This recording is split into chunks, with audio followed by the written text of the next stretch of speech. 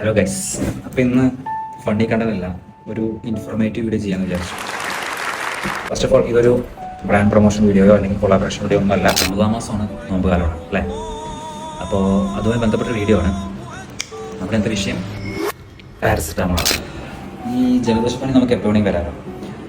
പനിക്കറിയില്ലല്ലോ നോമ്പാണ്, നോമ്പെടുത്തിരിക്കുവാണ്, അത്രയും ടയർഡായിരിക്കുന്നതിൻ്റെ ഇടയിൽ കൂടെ പനിയോടെ വരുമ്പോൾ നമുക്ക് തീരെ പറ്റില്ല.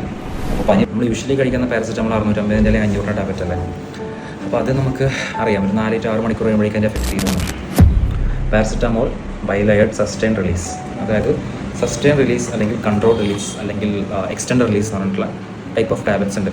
എന്താണ് ഇതിൻ്റെ ഗുണം എന്ന് വെച്ച് കഴിഞ്ഞാൽ കുറച്ചുകൂടെ ഡ്യൂറേഷൻ കൂട്ടും. ഇതിൻ്റെ 650 ഉണ്ട്, 500 ഉണ്ട്, പക്ഷേ അതും 8 hours ലാസ്റ്റ് ചെയ്യുള്ളൂ. 1000 മില്ലിഗ്രാമിൻ്റെ ആണെങ്കിൽ നമുക്ക് 12 മണിക്കൂർ നമുക്ക് അതിൻ്റെ ബെനിഫിറ്റ് കിട്ടും. ഈ 1000 കേട്ട് പേടിക്കൊന്നും വേണ്ട.